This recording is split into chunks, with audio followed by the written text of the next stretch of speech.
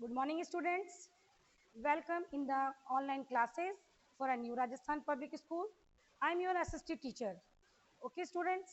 कल हमने हिस्ट्री के बारे में पढ़ा था। हमने हिस्ट्री के बारे में पढ़ा था कि व्हाट इज हिस्ट्री, हिस्ट्री क्या है। मैंने इससे रिलेटेड कुछ क्वेश्चंस आपको दिए थे। तो व्हाट इज हिस्ट्री के अंदर भी मैंने आपको समझाया था, साथ में उसके मैंने आपको ये भी समझाया था, टाइमलाइन के बारे में बताया था। टाइमलाइन में एडी और बीसी के बारे में समझाया था। बीसी यानी बिफोर क्राइस्ट एंड एडी यानी एंड डोमिनी। ओके, और उसके बाद मैंने आपको थोड़ा सा आर्कियोलॉजिस्ट के बारे में भी समझाया था। तो I hope you done your homework. Okay, now let's start today's lecture, lecture second में आज हम पढ़ेंगे केस स्टडी। केस स्टडी के बारे में हम सचिन पढ़ेंगे। केस स्टडी के बारे में जब हम पढ़ेंगे तो केस स्टडी के अंदर हमें पता चलेगा कि हमारी ज्योग्राफिकल जो फ्रेमवर्क है वो कैसा है। हम इन सब के बारे में समझेंगे। तो हम case study important geographical framework now start. Students अपनी अपनी नोटबुक्स निकाल लेंगे और जो भी आपको मैं वर्क मेंशन करवाऊंगी वो सब आप अपनी अपनी नोटबुक्स में लिखेंगे। ओके, मैं आपको कुछ हार्ड वर्ड्स बता रही हूँ बच्चों। आज जो हमारे जो हमने जो चैप्टर पढ़ा है या जो पढ़ रहे हैं उसके अकॉर्डिंग एक है हार्ड वर्ड से। देखिए, ज्योग्राफिकल कंडीशंस यानी भौगोलिक स्थिति। हम अभी जो पढ़ेंगे ज्योग्राफिकल स्थिति यानी कि हमारे जो ज्योग्राफी है यानी भूगोल, उसके बारे में हम जानेंगे। एंड नॉर्थन प्लेन्स यानी जो उत्तरी मैदान है, उत्तरी मैदान, उसके बारे में पढ़ेंगे हम। एंड पेनिनसुला यानी प्रायद्वीप, प्लेट्यूज यानी पठार, पठार के बारे में हम जानते हैं। टेबल लैंड जो होती है, आप तो 6th क्लास हैं, जो table land is cold cold plateaus. Okay, empire, empire यानी साम्राज्य। कोस्टलाइन यानी तटीय रेखा, यानी समुद्र के किनारे के जो क्षेत्र होते हैं उनको हम, समुद्र के किनारे के क्षेत्र को हम क्या बोलेंगे, तटीय रेखा। इसी तरह एम्पेरियलिज्म यानी साम्राज्यवाद, जैसे जैसे जो भी राजा अपने राज्य में शासन करने आया तो उसने अपनी साम्राज्यवादिता अपनाई और लोगों को भी, ऑर्डिनरी पीपल्स थे उन्होंने भी उसको अपनाया। रेशियल डिस्क्रिमिनेशन, ये हमारे बहुत इंपॉर्टेंट वर्ड है जो कि हमारे सिविक्स में भी आएगा। रेशियल डिस्क्रिमिनेशन यानी होता है नस्लीय भेदभाव। नस्लीय भेदभाव यानी कोई काला है, कोई गोरा है, कोई अमीर है, कोई गरीब है, इस तरह के ऐसे बहुत सारे डिस्क्रिमिनेशन के अंतर्गत हम ये सारी चीजें पढ़ेंगे। इसी तरह से सेक्युलर यानी धर्मनिरपेक्ष। एक तो धर्म होता है रिलीजियस, जो इसमें धार्मिक सारी पुस्तक आ जाती है, बुक्स आ जाती है। यानी जैसे रिलीजियस के अंदर जैसे रामायण हो जाएगी, हमारे पुराण हो जाएंगे, भागवत हो जाएगी, तो ऐसी सारी जो बुक्स है वो सारी रिलीजियस में आ जाएगी। और सेक्युलर के अंदर धर्मनिरपेक्ष, वो धर्म की पुस्तक तो नहीं होंगी लेकिन हमारी राजा की कॉमर्शियल ट्रेड्स के बारे में, कुछ ड्रामास, कुछ poetries written by the Kalidasa, Kautilya, Arthashastra, इन सब के बुक्स के बारे में हमें सेक्युलर लिटरेचर के द्वारा हमें पता चलता है। तो now let's start our case study. Students, geographical play a vital role in the history of the India. People in the India, their lifestyle, dress, food, language, all the influenced by these features. India has many distinct geographical features such as the Himalayas mountain range, the northern plains, the plateaus, the peninsula, and the coastal plains and group of the island, Indian island. बच्चों हम अगर चलो हम मानते हैं कि चलो हम रॉकेट से गए, हम रॉकेट से स्पेस में गए, तो रॉकेट से स्पेस में जाने में हमारा अर्थ देखने में कैसा लगता है, बहुत ही खूबसूरत, बिल्कुल राउंड, ठीक है। और जब हम उसको थोड़ा सा पास से देखते हैं, हम अपने गूगल पे भी जूम करके देखते हैं, तो हमारा हमारा जो अर्थ है कैसा दिखता है देखने में। ऊपर से कहीं पे पहाड़, कहीं पे पठार, कहीं पे बहुत बड़ी बड़ी वैलीज, घाटियां, तो अलग अलग तरह से पे ये हमारे अर्थ की ज्योग्राफी हो गई, यानी फीचर हो गया। इसी तरह से हमारे हमारे भारतवर्ष में भी अलग अलग तरह के लोग रहते हैं। हिंदू रहते हैं, मुस्लिम रहते हैं, सिख रहते हैं, ईसाई रहते हैं, उसके साथ साथ अलग अलग धर्म के लोग भी रहते हैं। अलग अलग धर्म के लोगों के साथ साथ उनकी अलग अलग भाषाएं होती है, अलग खान पीन होता है, अलग पहनावा होता है। और सब चीज़ अलग होने के बाद भी जिस तरह से हम भारत में आज भी, जैसे हमारे ज्योग्राफिकल की कंडीशन है, जिस तरह से हमारा भारत अलग अलग होने के बाद भी, अलग अलग का मतलब जैसे फॉरेस्ट हो गए, पैटीज हो गए, प्लेन्स हो गई, उसके बाद भी आज हम सब जोग्राफिकल कंडीशन के साथ आज हम सब एक है। तो जो हिमालय माउंटेन्स है, आप जानते हो हिमालय, जानते हैं कि हिमालय हमारे भारत की सबसे ऊंचा पर्वत श्रृंखला है, जो कि Himalaya mountains range in the north x bearing between India and the central Asia, the protect India from the cold winds coming from the Central Asia and also invented from the north. Himalaya, Himalaya सबसे ऊंची चोटी होने की वजह से central Asia से आने वाली बर्फीली हवाओं से हमें प्रोटेक्ट करता है। साथ में सेंट्रल एशिया से आने वाली जो आक्रमणकारी हैं, जो इन्वेंडर्स होते हैं, उनसे भी हमें प्रोटेक्ट करता है, क्योंकि सबसे ऊंची श्रृंखला है चढ़ने में और चढ़ के उतरने में। जब तक जो हमारे वॉरियर्स है जो कि सीमाओं पे खड़े हैं, वो उनको उससे पहले ही देख लेते हैं, जो कि ये बहुत बड़ा संरक्षण करती है हमारा। Next para, we start next para student. The passes in these the mountains have the played as the roots and the context is the Asian time. Asian time से ही हमारे जो माउंटेन्स हैं उसमें एशियन टाइम से ही काफ़ी बड़े बड़े दर्रे पड़े हुए। दर्रे का मतलब है कि जैसे कि कोई बहुत बड़ी घाटी है, ठीक है, जैसे इसके पास थोड़े से कोई रास्ते हैं पहाड़ों पे चढ़ करके, पहाड़ों के पास से, ऐसे इनको हम दर्रे बोलते हैं। जो ये जो दर्रे हैं, ये इनकी इनकी वजह से ऐसे कई सारे आक्रमणकारी लोग आ जाते हैं। कैसे, पहले के टाइम में, ये एशियन टाइम से बना हुआ है। अगर एशियन टाइम की बात करूं तो जैसे कि पहले के लोग जिसे ट्रेड के लिए ट्रेड करने आते थे, कॉमर्शियल ट्रेड करने आते थे, कुछ लोग इंडिया घूमने के तरीके से आते थे, तो इस तरह से ये दर्रे पहले के ही बने हुए हैं, जिसकी वजह से ये आज भी ऐसे कई सारे हैं, जैसे कि कुनालम हो गए, गोमल हो गए, खैबर हो गए, बोलन हो गए। ये रेस्पॉन्सिबल है किसके लिए? Invention for the north west side से आकर के हमारे ऊपर आक्रमण करने के लिए। Now next para students, to the west northern place, have you thought why these plains are the important? आपको पता है कि नॉर्थर्न प्लेन इतना important क्यों है? नॉर्थर्न प्लेन, नॉर्थर्न पार्ट सबसे बड़ा प्लेन एरिया है, ये बहुत ज़्यादा इंपॉर्टेंट है। तो ये क्यों है, इसके बारे में, this was too because of the condition had the supported these growth of the settlement, so the world's first civilization established of the West Empire। ये इतना इंपॉर्टेंट इसलिए है क्योंकि ये बिल्कुल प्लेन एरिया है। प्लेन एरिया होने की वजह से यहाँ पे जितनी भी सभ्यताएं पाई गई है, सारी सभ्यताएं हमारे प्लेन, नॉर्थर्न प्लेन में पाई गई है मैक्सिमम। बिकॉज ऑफ क्यों? क्योंकि हम किसी भी पहाड़ पे चढ़ के जाने के लिए, किसी भी पहाड़ पे हम अगर चढ़ के जाते हैं तो हमें थोड़ी सी कठिनाई होती है, हम हरासमेंट हो जाते हैं, तो एवरीडे, हालांकि रूटीन हो जाती है, लेकिन जो प्लेन एरिया होता है उस पर हम रहते हैं तो हमें कंफर्ट, जैसे कि यातायात के साधन के लिए भी अच्छा होता है, तो जिसकी वजह से वहाँ पे बड़ी बड़ी बस्तियाँ बसाई गई। और सबसे बड़ी बात ये कि वहाँ पे गंगा गंगा रिवर होने की वजह से, मैंने जैसे कल भी आपको समझाया था कि लोग, हम बिजली के बिना रह सकते हैं but without water we can't to survive.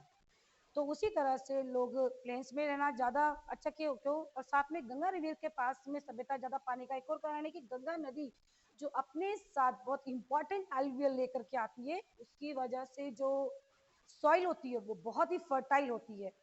और वो ज़्यादा फर्टाइल होने की वजह से क्या होगा, खेती ज़्यादा अच्छी होगी, फसलें अच्छी होंगी और हमारी एग्रीकल्चर में हम समृद्ध रहेंगे। तो वो प्लेन एरिया काफ़ी समृद्ध होने की वजह से लोग ज़्यादातर प्लेन्स में रहना पसंद करते थे। इसकी वजह से ही जैसे मुगल हो गए, गुप्ता हो गए, और इसकी वजह से यहाँ पे ये ज़्यादा पनपे और लोग बहुत ज़्यादा प्लेन्स एरिया पे ही रहते थे। साथ में the Deccan plateau was the main reason for the success of Marathas, that's why the could challenge the mighty Mughals empire. आपको पता है जो दक्कन का, जो दक्कन यानी जो छोटे नागपुर के पास जो दक्कन का पठार है, वहाँ पे मतलब जो मराठा थे वो सफलता का उनका बहुत ज़्यादा मुख्य कारण था। इतने ज़्यादा वो दक्कन के पठार के पास रहकर के इतने ज़्यादा वो मतलब चैलेंजर हो गए थे, क्यों, मुगल एम्पायर से भी फाइट करने के लिए तैयार थे। क्यों? क्योंकि वो बहुत स्ट्रांग हो गए थे और वहाँ का क्षेत्रफल, इसलिए मुगल एम्पायर ने काफ़ी बार आक्रमण किया बट बहुत बार उनको हार मिली उससे। Next, long, a very long coastline along the western, the eastern coastal plains to a backbone of the commercial market. It's play a major role of the providing the means of the transport, business, jobs, and food leading to the marine. This is the reason for which the Indians made strong commercial relation. Both the Eastern, Southeast Asia state, Africa, Europe and countries. हमारे भारत में, हमारा भारत बहुत Asian time से ही व्यापार में बहुत ज़्यादा आगे उन्नत उन्नत कर लिया था। उन्नत कैसे कर लिया था? जैसे कि आपको मैंने, जैसे ये हमारे भारत है, ठीक है, northern part, southern, west and east. तो जो ये वेस्ट और साउथ का पार्ट है, यानी वेस्टर्न साउथ पार्ट, जहाँ पे अरेबियन सी है और यहाँ पे बे ऑफ बंगाल, तो हम जब भी, हम तो यहाँ पे प्लेन्स पे रहते थे, लेकिन जो यहाँ का जो कोस्टल एरिया है और यहाँ के जो कोस्टल एरिया है, यहाँ से हमें जाने में ऑस्ट्रेलिया, ऑस्ट्रेलिया, यहाँ से हमें आने में अफ्रीका, ऐसे ऐसे कई सारी कंट्री के साथ हमारा व्यापार बहुत अच्छा रहा है। यानी कि जो कोस्टल एरिया थे, जो भी ये दोनों कोस्टल एरिया है, east and south, west and south, ये व्यापार ट्रेड की नज़र से बहुत ही अच्छे थे। क्योंकि आज तो हम प्लेन से बिजनेस भी कर लेते हैं, कहीं आना जाना भी तो हम प्लेन से चले जाते हैं, या हम बस से चले जाते हैं, अपनी खुद की व्हीकल से भी चले जाते हैं। लेकिन उस टाइम ना तो प्लेन ना व्हीकल, तो हम बैलगाड़ी से थोड़ा जाएंगे, तो हम कैसे जाएंगे बच्चों? हम शिप से जाएंगे। तो बल्कि बहुत सारा माल शिप्स में डालते थे, और वो अलग अलग, जैसे साउथ सेंट्रल एशिया हो गया, जैसे सॉरी जैसे एशिया हो गया, ऑस्ट्रेलिया हो गया, अफ्रीका हो गया, तो इनसे हम व्यापार करते थे। जो कि ये जो कोस्टल एरिया थे, ये बैकबोन के रूप में जानी गई, यानी कि व्यापार के नज़र से ये बहुत ही बेहतरीन मानी गई। तो history is the continuous the story. One event which we are connect to another. It's tell about the timeline of the events to various social events like the slavery and racial discriminations, hunger, poverty, disease, like literacy. हम सब बच्चों, हम सब बहुत सारे, मतलब हमारी जो हिस्ट्री है वो किसी ना किसी चीज़ से जुड़ी हुई है। क्योंकि आज के प्रेजेंट को जानने के लिए, आज के प्रेजेंट को जीने के लिए हमें हमारा पास्ट से जानना बहुत ज़रूरी है। कैसे? चलो ठीक है, मैंने कहा कि ताजमहल है ये, लेकिन ताजमहल कब बना? आज हम देखने जा रहे हैं ताजमहल। ताजमहल कब बना, किसने बनवाया, कैसे बनवाया, कितने लोगों ने बनाया? तो हमारे मन में बहुत सारे क्वेश्चंस होते हैं। तो ये क्वेश्चन जानने के लिए हमें क्या करना पड़ेगा? हमें पास्ट में तो जाना ही पड़ेगा ना। पास्ट में जाने के बाद, हम पास्ट को जान करके तभी हम प्रेजेंट में आएंगे, और प्रेजेंट में आने के बाद हम उसको, आपको उसके बारे में बताएंगे। तो हमें बहुत सारी चीज़ों के बारे में, हमारे इस हिस्ट्री पास्ट के बारे में पता चलता है। साथ में हम हिस्ट्री में एक दूसरे से जुड़े हुए हैं, और साथ में टाइमलाइन द सोशल एवल, जैसे समाज के अंदर जितने भी सोशल एवल्स हैं, हमारे जो जो हमारे क्या कहते हैं, स्लेवरी है, रेशियल डिस्क्रिमिनेशन है, गरीबी है, और जो ये नौकरीशाही है, जो पहले के टाइम से, इन सब के बारे में, और इसके बारे में हम सब पहले से ही जानते हैं सर, इन सब के बारे में हम पहले से ही जानते हैं। ओके ओके स्टूडेंट्स, हमने चैप्टर पढ़ लिया है। चैप्टर पढ़ने के बाद मैं आपको कुछ नोट्स करवा रही हूँ। जिन बच्चों ने बुक्स परचेज नहीं करी है वो बुक्स परचेज कर लेंगे, और जिन्होंने कर लिए वो इसको करेंगे, और जिन्होंने जो बुक्स नहीं परचेज करी है उनको यहाँ से नोट डाउन कर लेंगे। ये हमारे चैप्टर का एक शॉर्ट फॉर्म में मैं नोट्स करवा रही हूँ, आप सब मेंशन करेंगे अपनी कॉपी में। हिस्ट्री हिस्ट्री में be defined as the systematic records of the past events.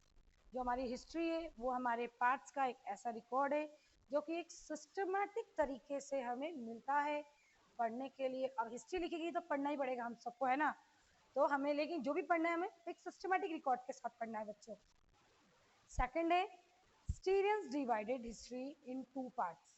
मैंने कल आपको बताया था कि जो हिस्टोरियंस है उन्होंने हिस्ट्री को टू पार्ट्स में डिवाइड किया है। हिस्ट्री, मैंने कल बोली, बहुत बड़ा पार्ट है हिस्ट्री का, बहुत बड़ा। तो जिसमें हिस्ट्री हम इतना बड़ा पढ़ नहीं सकते, और पढ़ भी लेंगे, चलो हमने पढ़ भी ली हिस्ट्री, लेकिन क्या हो जाएगा, दिमाग में हमारी खिचड़ी बन जाएगी। तो भाई हमने प्री हिस्ट्री में क्या था और हिस्ट्री में क्या है, तो हम कंफ्यूज हो जाएंगे। तो जो हिस्टोरियंस हैं उन्होंने क्या किया, उन्होंने हिस्ट्री को पढ़ने के लिए उस हिस्ट्री को 2 पार्ट्स में डिवाइड कर दिया।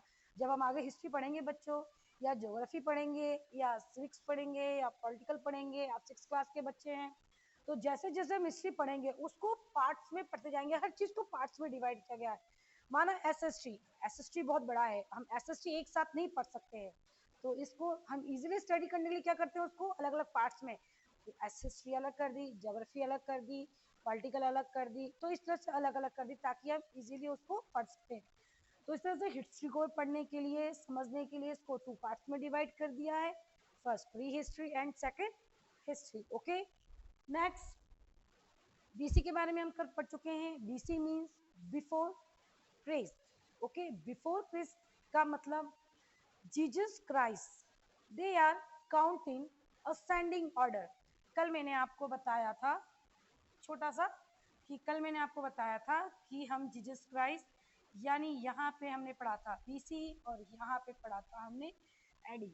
तो बीसी और एडी यहाँ पे मैंने आपको बताया था जैसे कि 10, 100, यहाँ पे हम कितना भी कर सकते हैं, 1000, यहाँ पे भी हम यही करेंगे 10, 100, 1000। ओके, तो हम यहाँ आगे हम 2020 में है तो 2020 तक करेंगे। तो बीसी बिफोर क्रिस्ट, तो जो हमने इस वक्त जो पढ़ा था, तो हम इस वक्त की जो काउंटिंग होती है वो हम उसको कौन से ऑर्डर में पढ़ेंगे, हम उसको डिसेंडिंग ऑर्डर में पढ़ेंगे। डिसेंडिंग ऑर्डर यानी उल्टी गिनती में हम पढ़ेंगे, जैसे कि 9, 8, 9, 8, 7, 6, हम इस तरह से पढ़ेंगे। तभी हमें पता चलता है कि कौन सा राजा कौन सी बीसी में कहा, बीसी में उसने राज्य किया था। उसके बाद यहाँ पे आने के बाद हम इसको असेंडिंग ऑर्डर में पढ़ते हैं, जैसे कि 1, 2, 3, 4, 5, 6, 7, 8 हम जो आज भी पढ़ते हैं। तो Jesus Christ they are count in the ascending order. And AD के बारे में, ओके, एडी, एडी यानी after death of Jesus Christ and count in the ascending order, यानी कि ये वाला हम कौन सा ऑर्डर से पढ़ेंगे, डिसेंडिंग, और ये कैसे पढ़ेंगे, असेंडिंग ऑर्डर, यानी एडी को हम असेंडिंग ऑर्डर, यानी मैंने जैसे 10, 11, 12, 13, 14, आज हम 18, 19, 20, 2020 में चल रहे हैं। ओके, ये क्लियर हो गया बच्चों हमारा। आगे चलिए हम नेक्स्ट, आर्कियोलॉजिस्ट। आर्कियोलॉजिस्ट कौन होते हैं, जो कि पुराने, यानी कि अगर मैं बोलूँ तो पुरातत्व विभाग वाले जो खोजबीन करते हैं, जैसे कि कहीं पे इनका काम होता है डिगिंग करना, जैसे हड़प्पा की जितनी भी सभ्यताएं हैं, जितनी भी मोहनजोदाड़ो की जितनी भी सभ्यता है, वो सारी डिगिंग के द्वारा ही पाई गई है। तो जो आर्कियोलॉजिस्ट होते हैं इनका काम होता है खुदाई करके या उस पर इन्वेस्टिगेशन करना। इसी तरह से जैसे कि आर द 3 काइंड्स, कौन कौन से मैंने कल भी बताया था, जैसे मॉन्यूमेंट्स होते हैं, इंस्क्रिप्शंस होती हैं, और कॉइन्स होते हैं, और इससे कई सारी जुड़ी होती है, जैसे ज्वेलरी भी होती है, पोइट्री भी होती है। पोइट्री में जैसे टूटे फूटे पॉट्स होते हैं, जैसे कि कोई हमें बर्तन मिला या कोई हमें मूर्ति मिली, तो इस तरह से जो भी चीज़ें होती है इस सब पे आर्कियोलॉजिस्ट इन्वेस्टिगेशन करता है, वो लिखता है, और उसके द्वारा हमें पता चलता है कि कौन कौन से एविडेंस पाए गए हैं और कौन कौन से एविडेंस पे खोजबीन चल रही है। साथ में इसके साथ जो आर्कियोलॉजिस्ट होते हैं इन सब की खोजने के साथ कई बार स्केलेटन भी पाए गए हैं। स्केलेटन के ऊपर भी सर्च होता है, ये कितना पुराना है, या ये मेल था या फीमेल था, तो इस तरह से इन्वेस्टिगेशन करते हैं वो, और हमें सारी जानकारी देते रहते हैं। राइटिंग हमारा नेक्स्ट है, writing which is engraved either on a stone surface like rocks, caves, walls, pillars, or on a metals, copper plates and clay tables and other inscriptions. Inscriptions यानी जैसे जितनी भी पहले के टाइम में राजा महाराजाओं ने जितनी भी पत्थरों के ऊपर, पिलर्स के ऊपर जितनी भी खुदाई करके, यानी कि उसके ऊपर खुदाई करके अपने बारे में उन्होंने लिखा है, अपने ऑर्डिनरी पीपल्स के बारे में, जो उनके साम्राज्य के बारे में, उनके कॉमर्शियल ट्रेड्स के बारे में, उनके व्यापार के बारे में, ये सब, या किसी राजा की प्रशंसा के बारे में, या खुद की जाहिर सी बात है कि खुद की प्रशंसा के बारे में करवाएगा, अपने असेंबली हॉल के बारे में, वो सब हमें इन इंस्क्रिप्शंस के द्वारा वो पता चलती है और वो इन इंस्क्रिप्शंस को इस तरह से हमें आज भी इसके बारे में पता चलता है। नेक्स्ट हम कुछ एमसीक्यू करेंगे बच्चों। आज हमने जो ये चैप्टर पढ़ा है, आज ये हमारा चैप्टर कंप्लीट हो गया है। आप सब अपनी अपनी नोटबुक्स में करेंगे, मैं ये सारा वर्क आपका चेक करूंगी। आज हम जितना हमने ये चैप्टर पढ़ा है तो उसके साथ में कुछ एमसीक्यू भी आपको दूंगी, तो आप सब ये सब सॉल्व करना अपने घर पे, और आप सब इसको ढंग से पढ़ना, एक बार बुक पूरा रिवाइज करना। और किसी भी तरह की कोई प्रॉब्लम होती है या आपको लगता है कि आपको ये समझ में नहीं आया है या तो आप तो आपको कोई भी डाउट होगा, जब भी स्कूल खुलेंगे आप वो सारे अपने डाउट्स कॉपीज में मेंशन करना, और मेंशन करने के बाद जब भी हमारे स्कूल रीओपन होंगे बच्चों तो हम वो सारे डाउट्स क्लियर करेंगे। और जो भी समस्याएं होंगी क्वेश्चन से रिलेटेड, चैप्टर से रिलेटेड, या कोई आपको कुछ एक्स्ट्रा चाहिए होगा तो वो हम सब क्लासेस के अंदर जानेंगे और बिल्कुल एनर्जी के साथ हम मिलकर के दोबारा से स्टार्ट करेंगे। ओके, आज का होमवर्क है जो मैंने आपको हार्डवर्ड्स करवाए हैं बच्चों, जो मैंने कल क्वेश्चन आंसर्स दिए थे वो सारे आपको आज फेयर कॉपी में करना है। अच्छा, हम स्टार्ट कैसे करेंगे? सबसे पहले मैंने आपको पहले ही बता दिया है, क्योंकि आप चैप्टर का नाम डालेंगे, नंबर डालेंगे और लेक्चर 1 डालेंगे। कल का वर्क करेंगे हम कल के डेट में। आज की डेट में हम लेक्चर 2 डालेंगे। पहले हम हार्डवर्ड्स करेंगे, हार्डवर्ड्स करने के बाद ये हम नोट्स करेंगे। और बच्चों ये नोट्स आपको लर्न करने हैं।